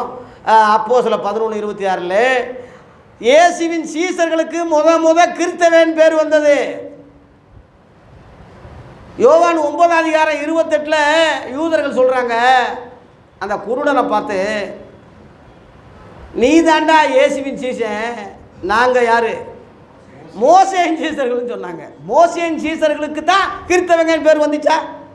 இல்லையே, இயேசுவின் சீசர்களுக்கு தானே கிறிஸ்தவன் பேர் வந்துச்சு. ஆகவே கிறிஸ்தவர்கள் என்பது மதம் அல்ல. அது ஒரு இந்த இன்னைக்கு உள்ள மதங்கள் மாதிரி ஒரு ஒரு மதம் கிடையாது, ஒரு சாமி கிடையாது. உலகத்துக்கே பொதுவானது, டெடிகேட்டது. கிறிஸ்து என்றது பொதுவான வார்த்தை. ஓம் ஸ்ரீ கன்னி சுத்தையா நமக அவன் ஓதுறான். கண்ணியின் வயிற்றில் சுத்தமாக பிறந்தவரே சமஸ்கிருதத்தில் இருக்காது. பழைய ஏற்பாட்டில் ஒரு கன்னியை கர்ப்பதி ஐயோ குமாரனை பெறுவாள், அவருக்கு இம்மானுவேல்னு பேரிடுவார்கள். இயேசுன்னு பேர் இல்லை, இம்மானுவேல். இங்கே ஓம் ஸ்ரீ கன்னி சுத்தையா நமகன்னு சொல்கிறது இயேசுன்னு பேர் இல்லை, திருக்கதர்சனம். அது ஒரு அடையாளம் தான். இப்படி உலகம் முழுவதும் எடுத்துக்கிட்டா அப்படி வந்தவர் யார், எந்த மதத்தில் எந்த சரித்திரத்தில் இருக்குன்னு சொல்லி தேடணும். தேடுகிற எவனும் கண்டறிவான். கிறிஸ்தவ தலைவர்கள் என்ன செஞ்சிட்டான்னா, அதை படிக்கக்கூடாது, அதை கேட்கக்கூடாது, அங்கே போய் கேட்கக்கூடாது, இங்கே போய் கேட்கக்கூடாது, வாய்ப்பூட்டு சட்டம் போட்டாயா, இங்கே தான் வரணும், எந்திரினா எந்திரி, உட்காருனா உட்காரு. நாங்கள் வச்சதுதான் பைபிளே வேண்டாம்னு சொல்லிட்டானே, பைபிளே கொண்டு வராதிங்க, நாங்கள் சொல்கிறது ஆமேன்னு சொல்லிட்டு போங்கடான்னு சொல்லிட்டானே. இப்போ அப்போ எப்படி இனத்துலேயும் அதான் ஆட்டு மந்த கிறிஸ்தவ முழுவதும் முட்டா பையனாக இருக்கிறது காரணம் அதுதான். அதனால் இயேசுவை அறிகிற அறிவு, அவரை அனுப்பின தேவனை பற்றுகிற அறிவு நிருபங்களில் தான் இருக்குது. இயேசு சொல்லியிருக்காரு, நிருபங்களை எல்லாம் அப்போஸ்தலர் விளக்கியிருக்காங்க. ஆகவே பெயர் கிறிஸ்தவர்கள் என்பது வேற, உண்மை கிறிஸ்தவர்கள் என்பது வேறு. கிறிஸ்து என்றது ஒரிஜினல், கிறிஸ்தவர்கள் கிறிஸ்துவம் என்பது மதம். அந்த மதமாக இருக்கும்போது அதில் கலப்படம் இருக்கு. கிறிஸ்துவத்தில் கலப்படம் இல்லை, ஒரிஜினலாக இருக்கு. அந்த ஒரிஜினலை தொகுத்து தான் 40 வருஷத்தில் பாடுபட்டு 4 பாயிண்ட் எழுதியிருக்கேன். 40 வருஷம் உழைப்பு இங்கே 4 பாயிண்டாக கொடுத்துருக்கேன். இதனுடைய பின்னணி இயேசு அப்போஸ்தலரே தவிர, புதிய ஏற்பாடே தவிர, ரகசியங்களே தவிர, என்னுடைய சொந்த கருத்தோ யாரோ சொல்லி கொடுத்ததோ அல்லது பைபிள் காலேஜில் படித்ததோ அல்லது எந்த பின்னணியும் எனக்கு இல்லை. இந்த அறிவு இதை கேட்குற பார்க்குற எல்லா ஊழியர்களுக்கும் கிறிஸ்தவர்களுக்கும் உண்டானால் பெரிய எழுப்புதல் நாட்டில் உண்டாயிடும். தான் ரகசியம். அதனால் சபையை விட்டு நான் போக சொல்லலை. எங்கே போகிறது, யார் இருக்காங்க நமக்கு? சபையை விட்டு போகாதீங்க, சபையில் இருங்க. வழக்கத்தின்படி சபைக்கு போங்க, வாங்க, சந்தா கட்டுங்க, அங்கே எவ்வளவோ சலுகைகள் இருக்குது, அதை பயன்படுத்துங்க. அந்த ட்ரஸ்ட்டுக்கு நான் தலைவர்னா சரி இருந்துட்டு போயான்னு விடு. உபதேசம் சத்தியத்துக்கு ஆவிக்குரிய வகையிலே தலைவர் இயேசு என்று மனதில் நிறுத்திக்கோங்க. அவரால் நியமிக்கப்பட்ட அப்போஸ்தலர்கள் வழிகாட்டியா எடுத்துக்கோங்க. அவர்கள் சொன்ன அந்த வேத சட்டம் தான் புதிய ஏற்பாடு, அதுதான் நமக்கு கொள்கைன்னு எடுத்துக்கோங்க. தலைமை சங்கம் சர்வ சங்கம் பரலோகம்னு வச்சுக்கோங்க. இதுதான் இது எழுத்து அல்ல, ஆவி. இந்த ஆவியை கடைப்பிடிக்கிறதுக்கு நீங்கள் எந்த சபையிலும் இருக்கலாம். சபையை பற்றியே நான் சொல்லலை, எந்த சபையும் நான் சொல்லலை, எந்த ஆளுகளையும் நான் குறை சொல்லலையா. இதெல்லாம் மறைச்சி இந்த மாதிரி சொல்லிட்டு திரியிறானேன்றது வேர்த்த வேதனையில் தான் நான் சிலரை விமர்சிக்க வேண்டியதாக இருக்கே தவிர, அவனுக்கு எனக்கு தனிப்பட்ட முறையில் என்னையா விரோதம், என்ன பார்க்க கிடையாது. இதே சிந்தை தான் உங்களுக்கும் இருக்கணும். எனக்கு இன்னும் ஒரு தலைவர் இல்லை, பின்னணி ஸ்தாபனம் கிடையாது, எல்லாமே இந்த உபதேசம் தான், இந்த சத்தியம்தான். இந்த இடத்துக்கு நான் வந்துட்டேன். நான் கிறிஸ்துவை பின்பற்றுவது போல என்னை நீங்கள் பின்பற்றுங்கன்னு சொல்லி இந்த கடைசி காலத்திலே மதுரையில் எழுப்பப்பட்ட இந்த சின்ன பவுலுக்கு நீங்கள் மதிப்பு கொடுத்தா இதை ஏற்றுக்குங்க. என்னை ஏற்றுக்கிற வேணாம், இதை ஏற்றுக்குங்க. எல்லா ஊழியர்களுக்கும் ஷேர் பண்ணுங்க, எல்லா மக்களுக்கும் சொல்லுங்க. எல்லா மத ஆளுகளும் நமக்கு சகோதரர்கள் தான், ஒரு ரத்தத்தில் வந்தவங்க தான். ஒளி மறிவு இருக்கலாம், நம்ம வேலையால் ஜாதி மறிவு இருக்கலாம், தெரியாமல் கடவுளை கும்பிடலாம், சாமி சாமின்னு அவன் அறியாமல் இருக்கலாம், பாவம். கிறிஸ்தவனே சரியில்லைன்னா நீ அவனை போய் குறை சொல்லுவியா? ஏன் விக்கிரகனை கும்பிட்டுக்கிட்டு இருக்கானே தெரியலையா அவனுக்கு? வேளாங்கண்ணி அந்தோணியார் புனித கெடா வெட்டிக்கிட்டு இருக்கான், கோழி அறுத்துக்கிட்டு இருக்கான்னா அது உனக்கு தப்பாக தெரியல? வீட்டில் உள்ள குப்பையை கூட்டிகிட்டு தானே தெருவில் உள்ள குப்பையை கூட்ட வேண்டியது இருக்குது. இங்கே 1000 குப்பையை வச்சுக்கிட்டு வெளியே என்ன இவ்வளோ குப்பையாக இருக்குது, சீ அசிங்கம் அசிங்கம், இங்கே கூட்டியா? அந்த வேலையை தான் நான் செய்கிறேன், அந்த வேலை தான் நம்ம செய்கிறோம். நம்ம எல்லோரும் சேர்ந்து செய்வோம். ஒரு ஆள் முடி பெரிய கால் ஒருத்தன் கூட்ட முடியாது. எல்லோரும் ஆளுக்கு ஒரு விளக்கமாரம் எடுத்துகிட்டு வாங்க, கூட்டுவோம், கூட்டி தள்ளுவோம்.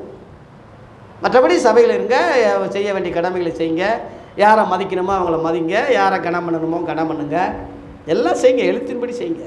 ஆவிக்குரிய வகையில் இதை மனதில் நிறுத்திக்கிங்க, மற்றவர்களுக்கும் சொல்லுங்கள். இதுதான் என்னுடைய அன்பான வேண்டுகோள். என் காலத்துக்கு பிறகு இது நிற்கும், இந்த சேதி நிற்கும், சத்தியம் நிற்கும். அமெரிக்காவில் மார்ட்டின் லூத்தர் கிங்னு ஒருவர் கருப்பன பாஸ்டரு பெரிய எழுப்புதலை ஏற்படுத்தினார். அந்த நாளில் தான் ட்ரம்ப் பதவி ஏற்றிருக்கார். ட்ரம்ப் அதை சொல்கிறாரு, அந்த நாளை அவர்கள் இதை நிறைவேற்றுவோம், அந்த அவருடைய கொள்கைகளை நான் நிறைவேற்ற போகிறேன்னு சொல்கிறார். மார்ட்டின் லூத்தர்னு சொல்கிறது வேறு, அது வேறு. அது ஜெர்மனியிலிருந்து நம்ம போப்பை எதிர்த்து புரட்சி பண்ணது அந்த மார்ட்டின் லூத்தர் வேறு, இவர் மார்ட்டின் லூத்தர் கிங்கு, இவர் அமெரிக்கா கருப்பன பாஸ்டர்.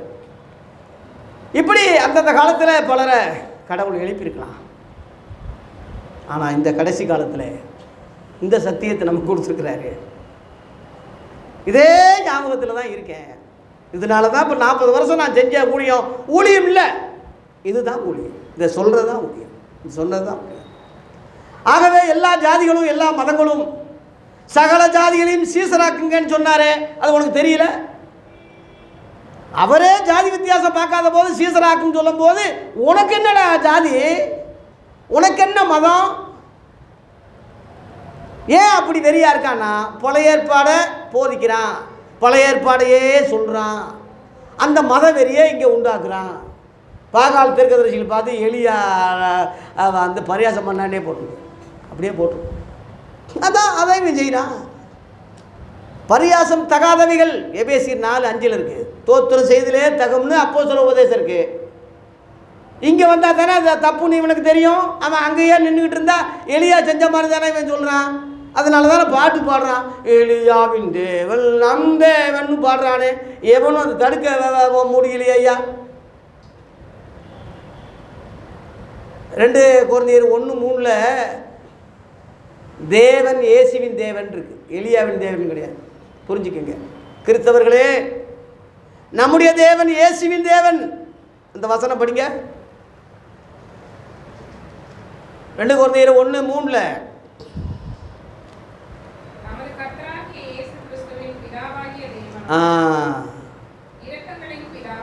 அப்போ இயேசு கிறிஸ்துவின் பிதாவாகிய தேவன் அப்போஸ்தலர் சொல்லி கொடுக்குறாங்க ஐயா, நான் சொல்லலை. இந்த நம்முடைய தேவன் இயேசு கிறிஸ்துவுடைய தேவன், அவர் இரக்கங்களின் பிதா. அதனால தான் இயேசு அடிக்கடி என் பிதா என் பிதா என் பிதா பிதானே சொன்னார். யோவான் 20 அதிகாரத்தில் உயிர்த்தெழுந்த பிறகு அந்த அம்மா ஓடி வர்றா, கட்டி அணைக்க, காலில் கும்பிட. ஏன் சொல்கிறாரு, நீ தொடாத சிறிய, நான் உங்கள் தேவனிடத்துக்கும் என் தேவனிடத்துக்கும் உங்கள் பிதாகிட்டையும் ஏன் பிதாகிட்டையும் ஏறி போகிறேன்னு சொல்கிறார். 17 இருக்குது. இதை படிங்க, யோவான் 20:17.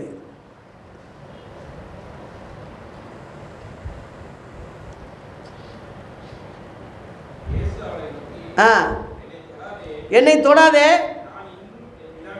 நான் இன்னும் பிதாகிட்ட ஏறி போகலை. என் சகோதரத்தில் அப்போஸ்தல ஊழியக்காரர்கிட்ட போய் நான் என் பிதாவினிடத்துக்கும் உங்கள் பிதாகிட்டையும் என் தேவனிடத்துக்கும் உங்கள் தேவனிடத்துக்கும் ஏறி போகிறேன்னு சொல்கிறேன். இதுதான் ஐயா இயேசுவின் தேவன், இயேசுவின் பிதா. அவர் முதற் பேரான மூத்த சகோதரன். அந்த அடிப்படையில் நாம் தேவனுடைய பிள்ளைகள் என்று ஆகும்போது நமக்கு எல்லாருக்கும் அந்த தேவன் பிதாவாகிறார். பிதான்னா அப்பா, நம்ம எல்லாருக்கும் அவர் அப்பாவாகிறார். ஏற்றுக்கொள்ளாதவனுக்கு தேவன் தான் அப்பாவாகலை. இது முதல் புரிஞ்சுக்குங்க. அப்பா சொல்கிறது வேற, தேவன் சொல்கிறது வேற. இப்போ ஒரு கலெக்டர் இருக்கார், எல்லாருக்கும் கலெக்டர், எல்லாருக்கும் அப்பாவாக முடியுமா? அவங்க பிள்ளைகளுக்கு, அவருக்கு பிறந்த பிள்ளைகளுக்கு தான் அவர் அப்பாவாக முடியும். அதுபோல தேவன் எல்லாருக்கும் தேவன். ஆனால் அப்பாண்டு எப்போ வருது, எப்படி வருது? 11ஆம் வசனத்தில் வெளியே இந்த யோவான் 1:11 என்ன போட்டிருக்குன்னா,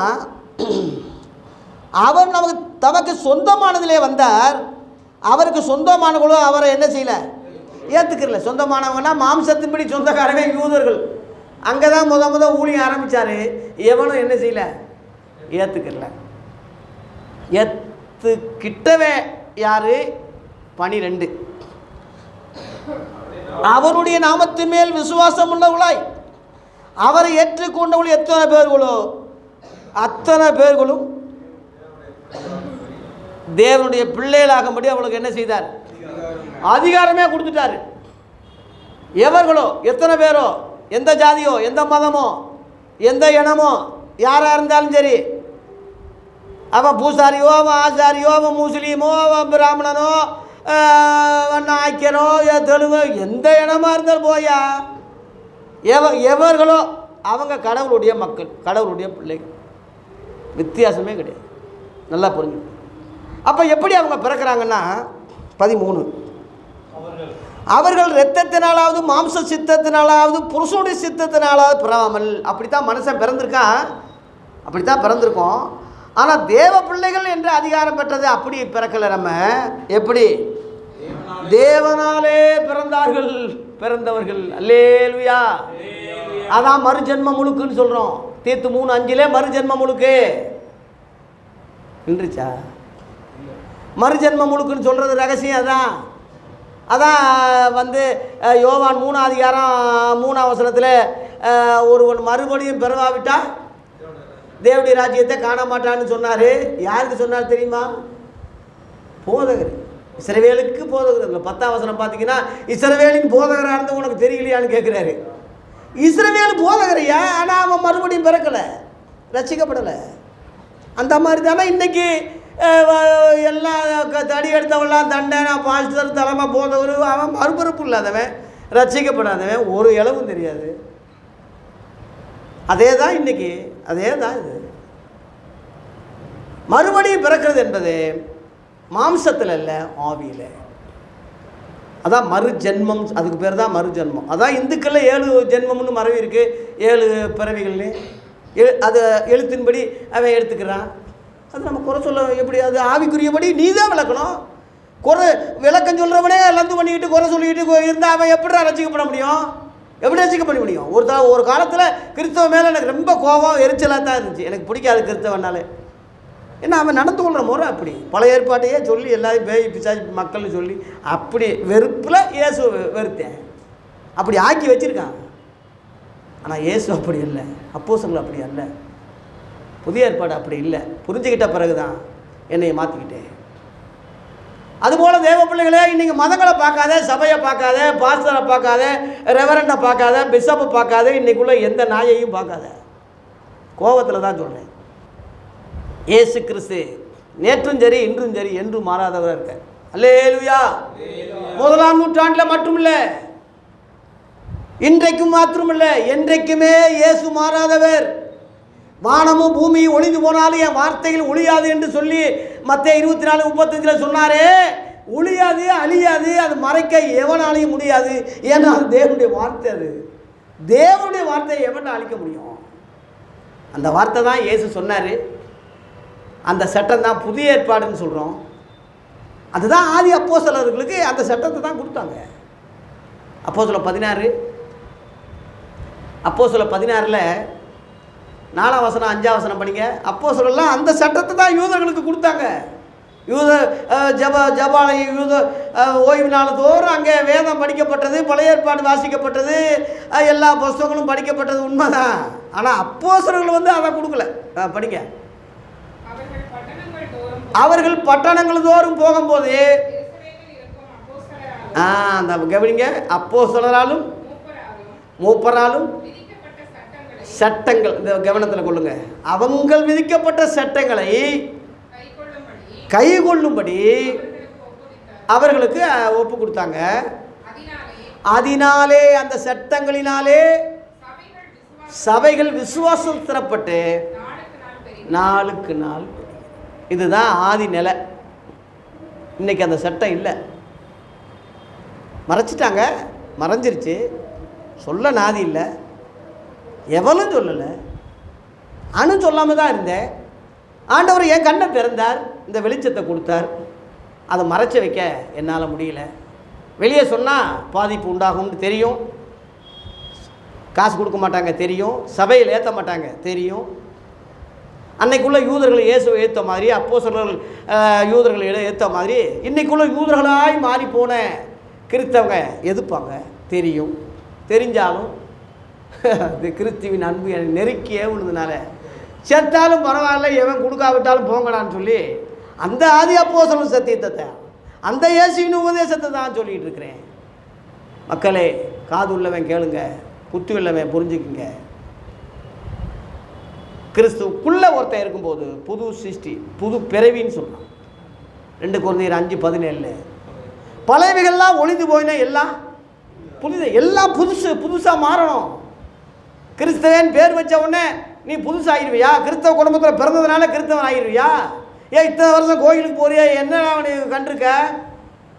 என்ன புதுசாக இருக்கு உனக்கு? கிறிஸ்துக்குள்ளே நீ வா. கிறிஸ்துக்கு வெளியே நிற்கிற, அவர் கூட இருக்க, கரெக்டு. அவரை உள்ளே ஏற்றுக்க. வீட்டில் சில வீடுகளில் நான் போகும்போது, ஐயா நல்லா இருக்கீங்களா? சரி போயிட்டு வாங்கன்னு சொல்கிறதும் உண்டு. ஐயா உள்ளே வாங்க, உட்காருங்க, டீ குடிச்சிட்டு போங்க, வாங்க. வருந்தி கூப்பிடும்போது அவங்க சங்கடப்படுவாங்கன்னு போகிறதும் உண்டு.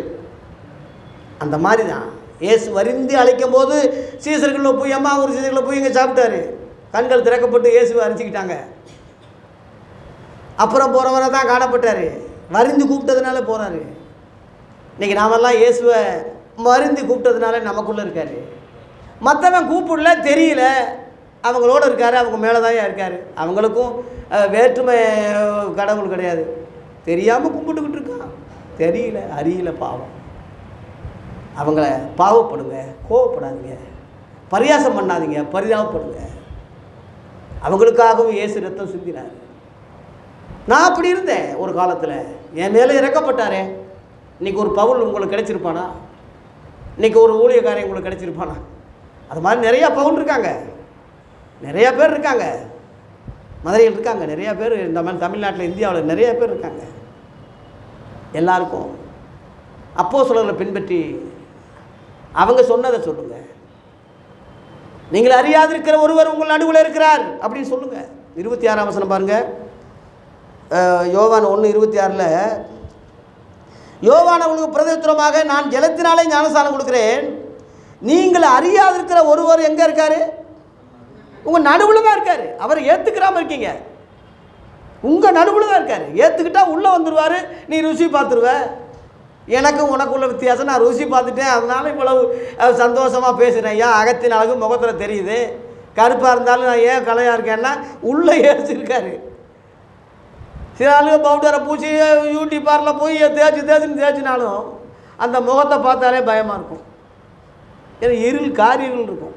உள்ள கடவுள் இல்லை, கர்த்தர் இல்லை உள்ள.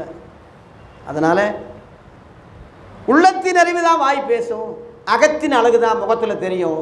உங்கள் உள்ளத்தில் இயேசு தட்டிக்கிட்டு இருக்காரு. திறந்து இடம் கொடுங்க. அவரை ஏற்றுக்கொண்டவங்க எத்தனை பேர்களும் அத்தனை பேருக்கும் தேவனுடைய பிள்ளைகளாகும்படி என்ன செய்தார்? அதிகாரம் கொடுத்தார். அவங்க தேவனாலே பிறந்தவர்கள். 13 தேவனாலே பிறந்தவர்கள். இந்த தேவனால பிறந்தவங்க முழுவதும் உலகத்தை ஜெயிப்பாங்கன்னு இதே யோவான் தான் சொல்கிறான். நேரம் இல்லாதனால அதை சொல்லிட்டு முடிச்சிடுறேன். தொடர்ந்து கண்டினியூ பண்ணுவோம். என்ன இப்போ என்ன ஆச்சு? இப்போ என்ன எதுக்கு அவசரப்படணும்? 1 யோவான் 5 அதிகாரத்தில் 4ஆம் வசனத்தில் வாசிக்கும் போது தேவனால் பிறப்பது எல்லாம் உலகத்தை ஜெயிக்கும். அந்த கவனிங்க. இங்கே தேவனால் பிறந்தவங்க இருக்கு இல்லையா, இந்த அதிகாரம் பெற்றவங்க எத்தனை பேரோ அத்தனை பேரும் என்ன செய்வாங்க? உலகத்தை ஜெயிப்பாங்க. நம்முடைய விசுவாசமே உலகத்தை ஜெயிக்கிற ஜெயம். என்ன விசுவாசம்? விசுவாசம்னா பொதுவாக சொல்லக்கூடாது. அன்னைக்கு உள்ளவங்களுக்கு விளங்குனதுனால விசுவாசம்னு சொல்லிட்டா. இன்னைக்கு உள்ளது விளக்க வேண்டிய அவசியமாக இருக்கு. 5ஆம் வசனம் படிங்க. அது 5, அதுலேயே 5. 1 யோவான் 5:5 இயேசுவானவர் தேவனுடைய குமாரன் என்று விசுவாசிக்கிறவனே அன்றி உலகத்தை ஜெயித்தவன் யாரு? இயேசு தேவகுமாரன்னு யூதர்கள் நம்பல, விசுவாசிக்கல. இஸ்லாமியர்கள் நம்பல, இந்துக்கள் நம்பல. அவங்க உலகத்தை ஜெயிக்கல. உலகத்துக்குள்ள இருக்காங்க. நாம தேவகுமாரன்னு விசுவாசத்தினால நம்ம ஜெயிச்சிட்டோம், உலகத்தை ஜெயிச்சிட்டோம். லேலுயா. உலகம்னா என்ன? டேபிளில் வச்சு ஒரு பெரிய உருண்டையை வச்சு உருட்டுறதுல இதாண்டா உலகம்னு வாத்தியார் சொல்கிறது அது அல்ல. அதுலேயே 1 யோவான்லேயே 2ஆம் அதிகாரம் எடுங்க. உலகம் என்றால் என்ன? 15லிருந்து நான் படிக்கிறேன். உலகத்திலையும் உலகத்தில் உள்ளவைகளிலும் அன்பு கூறாதுங்கள். ஒருவன் உலகத்தில் அன்பு கூர்ந்தால் அவனிடத்தில் பிதாவின் அன்பில்லை, தேவனுடைய அன்பில்லை. 16 மாம்சத்தின் இச்சையும் கண்களின் இச்சையும் ஜீவனத்தின் பெருமையுமாகிய இவைகளெல்லாம் உலகத்தில் உண்டானது, தேவனால் உண்டானது இல்லை, உலகத்திலிருந்து அது உண்டானது. 17 உலகமும் அது ஆசை இச்சையும் ஒளிந்து போகும், தேவனுடைய சித்தத்தின்படி செய்கிறவனோ என்றென்றும் நிலைச்சிருப்பான். லேலுயா. தேவ சித்தப்படி செய்கிறவன் என்றென்றும் நிலைச்சிருப்பான். தேவ சித்தம் என்ன தெரியுமா? யூதர்கள் கேட்குறாங்க, தேவ சித்தம் என்னன்னு கேட்குறாங்க. அவரை அனுப்புறவரை நீங்கள் விசுவாசிப்பதே தேவ சித்தம். இது சிம்பிள், ரொம்ப சிம்பிள். ஆமாம். மத்தேயு 17ஆம் அதிகாரத்தில் தேவனே பேசுகிறாரியா, வேறு யாரும் பேசலை. தேவனே பேசுகிறார். இதோ என்னுடைய நேசகுமாரன், இவரில் பிரியமாயிருக்கிறேன், இவருக்கு செவி கொடுங்கள். அங்கே மோசே காணப்படுறான், அங்கே எலியா அங்கே காணப்படுறான். அவங்களுக்கெல்லாம் செவி கொடுங்க, இவருக்கும் கொடுங்கன்னு சொல்லலை. அப்போஸ்தலர்களுக்கு தேவன் சொல்கிறாரு, எலியாவை அல்ல, மோசே அல்ல, இவர் தான் என்னுடைய நேசகுமாரன், இவர் மேலே தான் நான் பிரியமாக இருக்கேன். நீங்கள் செவி கொடுக்குறது யாருக்கு? இவருக்கு தான். அதனால தான் அப்போஸ்தலர்கள் இயேசுவுக்காக உயிரை கொடுத்தாங்க, வாழ்க்கையை கொடுத்தாங்க, ஜீவனை கொடுத்தாங்க. வாழ்நாள் முழுவதும் இயேசுவுக்காகவே வாழ்ந்தாங்க. அந்த இயேசுவுக்கு செவி கொடுத்ததுனால தான் அப்போஸ்தலர்கள் நிருபங்கள் எழுதினாங்க, சுவிசேஷங்கள் எழுதினாங்க. அதில் ஒருத்தன் தான் தோமா. நம்ம இந்தியாவுக்கு வந்து, தமிழ்நாட்டுக்கு வந்து இரத்த சாட்சியாக மறிச்சாரியா தோமா? அப்போஸ்தலே நம்ம இந்தியாவில். இதை விட என்ன சான்று? அதனால் அந்த அப்போஸ்தல உபதேசத்தை சபைக்கு கொண்டு வருவோம். அந்த அப்போஸ்தல உபதேசம் முழுவதும் ரோமர்லேருந்து யூதா வரைக்கும் உள்ள நிருபங்கள் இருக்குது, சுவிசேஷங்கள் அஸ்திபாரமாக இருக்குது, மூலக்கல் இயேசு. அந்த சுவர் நிறுவங்கள், கோபுரம் வெளிப்படுத்தின விசேஷம். லேலுயா. ஆகவே ஞானமுள்ள மனம் இதில் விளங்கட்டும். நான் செய்தியை நிறைவு செய்கிறேன்.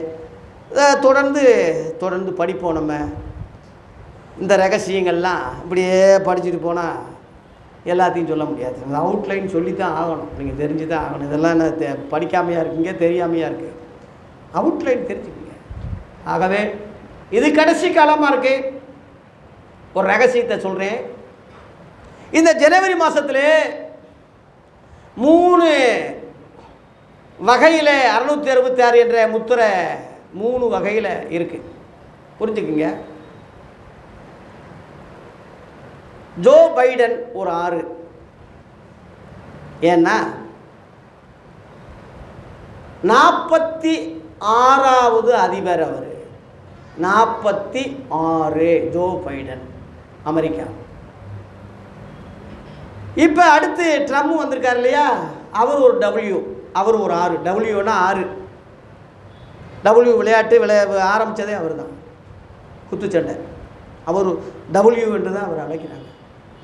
2. 3வது டபிள்யூ, 3வது 6 இஸ்ரேல்.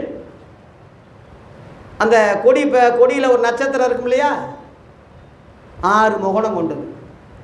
6. இந்த 3 சேருங்க 666. அந்தி கிறிஸ்துவுக்கு அடையாளம் இது. புரிஞ்சுக்க. இந்த ஜனவரி மாதத்திலேயே உள்ளது உனக்கு தெரியுமா? ஜனவரி 6ஆம் தேதி சட்டசபை கூடிச்சு. நம்ம தமிழ்நாடு சட்டசபை கூடின தேதி என்ன? எது? 6.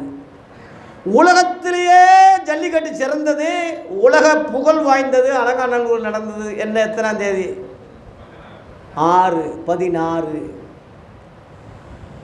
சுதந்திரம் கொண்டாட போகிறோம். எத்தனை? 26. இந்த ஒரு மாதத்துலேயே 6 வந்துருச்சா? 666. இதெல்லாம் என்னையா கூட்டி சொல்கிறீங்கன்னா, ஞானமுள்ள மனந்தாயா கூட்டுவான், கணக்கு பார்ப்பான், புத்தி உள்ளவன் கணக்கு பார்ப்பான்னு தானே இருக்குது. எங்கெங்கே 6 வர்றதோ மறந்துடாதீங்க. இந்த டன்சிங் ஒரு 6 தெரியுமா? ஆஸ்திரேலியாவில் அந்த டன்சிங்கன்னா குண்டு பொழுப்பில் எரியிற அந்த கம்பி, துப்பாக்கி ஏய்க்குகிற அந்த புல்லட்டை ஏய்க்கிற அந்த கருவி, அது ஒரு டபிள்யூ ஆஸ்திரேலியாவில் சொல்கிறாங்க. அது வெளிநாடுகளில் சில நாடுகளில் தான் இருக்குது. சீனாவில் தான் ரொம்ப இருக்கான். நம்ம இந்தியாவில் ஒரு சில, பாகிஸ்தான் சில நாடுகள் இருக்குது. இங்கே அரிட்டாப்பட்டியில் பக்கத்தில் நாக்கேர்பட்டியில் ஆய்வு செய்யும்போது கண்டுபிடிச்சிருக்காங்க. அதை எடுக்கணும்னு நம்ம மதுரையவே அழிக்கிற மாதிரி வந்துட்டான். பழமுதிர்ச்சோலை, அழகர் மலை, அரிட்டாப்பட்டியில் உள்ள அந்த பழங்குடி சான்றிதழ், 18 சித்தர்கள், நம்ம சிவகங்கை ரோட்டில் உள்ள சித்தர்கள், அந்த அகழ்வாய்வு ஆராய்ச்சி, மதுரையவே அழிக்க போகிறான். உலகத்திலேயே மதுரையில் தான் தமிழ் சங்கம் இருக்குது. தமிழர்களுடைய சங்கம் இங்கே தான் இருக்குது. அமெரிக்காக்காரன் முதற்கொண்டு இன்றைக்கி தமிழை பெருமையாக சொல்லி, இன்றைக்கி தாமஸ்ன்னு ஒருவர் தமிழ்லையே அழகாக வாசித்து புஸ்தகம் வெளியிடுறாரு. கல் தோண்டி மண் தோன்றா மூத்த குடிமகன் பேசுறது தமிழ்னு சொல்கிறது உண்மை. அந்த தமிழ் ஆதாம் பேசுனது பாஷை. ஒரே பாஷை இருந்ததுன்னா அதுதான். பாஷைகள் பிரிஞ்சது தான் அப்படியே அந்த பாஷையில் பிரிஞ்சிருச்சு. இன்றைக்கி உலகம் முழுவதும் இன்றைக்கி ஆட்சி செய்கிற மொழி என்ன மொழி? ஆங்கிலம். 26. அது ஒரு 6. அப்போ தான் உலகம் முழுவதும் ஆட்சி செய்வான். ஒரே நாடு, ஒரே மொழி, ஒரே கடவுள், ஒரே தேர்தல், ஒரே முறையை எல்லாரும் விரும்புகிறாங்க. நம்ம இந்தியா விரும்புகிறாங்க. அதுக்கு எசவா அந்தி கிறிஸ்து வரப்போகிறான். ஒரே கண்ட்ரோல் நான் தான் அப்படின்னு சொல்லி ஐநா சபையில் வந்துடுவான். ஐநா சபையில் யாதும் ஊரே யாவரும் கேளீர்னு அங்கே இருக்குது, தமிழில் இருக்குது. அந்த ஐநா சபையில் இருக்குது, அந்த வார்த்தை இருக்குது. ஆகவே அந்த ஆதி மொழி தமிழ் தான். அந்த அழகு தமிழில் இருக்கிற மாதிரி ஒரு விளக்கம் வேறு எந்த மொழியிலையும் கிடையாது. நான் அறிந்த மொழிகளில் தமிழ் மொழியை போல எங்கும் காணேன்னு பாரதியார் என்ன கிறுக்கம் கிடையாது. 50 மொழிகள் படித்தவர்.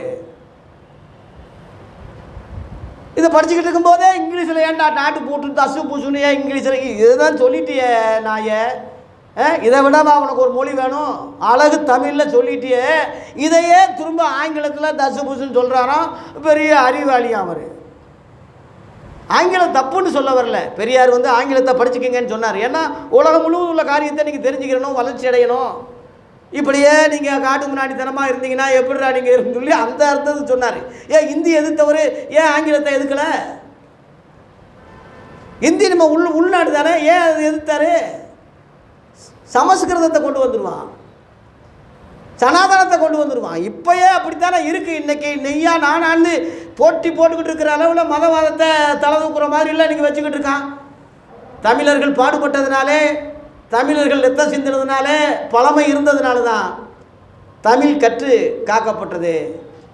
இந்தியாவிலே தமிழில் தானே மொழிபெயர்த்து சீகன் பால் கையா நமக்கு கொடுத்தாரு.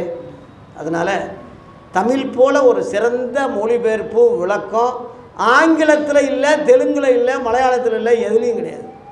தயவுசெய்து இந்த தமிழ் மொழியை உள்ள பைபிளை முக்கியப்படுத்துங்க. இங்கிலீஷில் என்ன சொல்லியிருக்குன்னா, இங்கிலீஷ் வந்ததே இப்போ என்ன எத்தனை வருஷம்? இது கல்தோண்டிமா மூத்த தமிழ் உள்ளது ஒரிஜினல் பேசுகிறதா இன்றைக்கி வந்தது நீ சொல்லிக்கிட்டு இருக்கிறியா? அதனால் தமிழ் பைபிள் சிறந்தது, மொழிபெயர்ப்பு சிறந்தது, விளக்கம் சிறந்தது.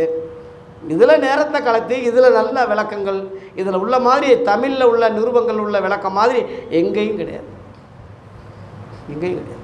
நான் எவ்வளவோ ஆங்கிலம் கற்கிறதுக்கு முயற்சி பண்ணேன், கற்றது அனுமதிக்கலை எனக்கு. இதில் உள்ள நுழைஞ்சு அவர் இவர் வந்தார் போனார், அவர்னா யார் இவர்னா யார் ஆவியான எல்லாம் அக்கு வேறு ஆணி வேறாக இருக்குது. ஆங்கிலத்தில் அப்படி ஈஸியாக கண்டுபிடிக்க முடியாது.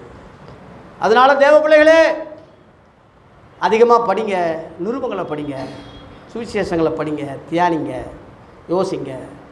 விளக்கங்கள் தேவைப்பட்டால் அடியேன் உயிரோடு இருக்கிற வரைக்கும் சொல்கிறேன்.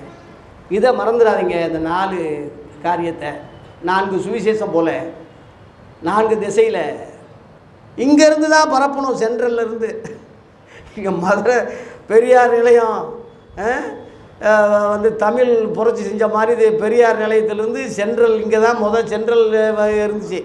இங்கேருந்து தான் எல்லாம் உருவாச்சு. அதனால் இங்கேருந்து நம்ம பரப்புவோம். ஆரம்பம் அற்பமானாலும் முடிவு ஆசீர்வாதமாக இருக்கட்டும். கர்த்தர் நம்மை ஆசீர்வதிப்பாராக. தொடர்ச்செய்தியை அடுத்த வாரம் தியானிப்போம்.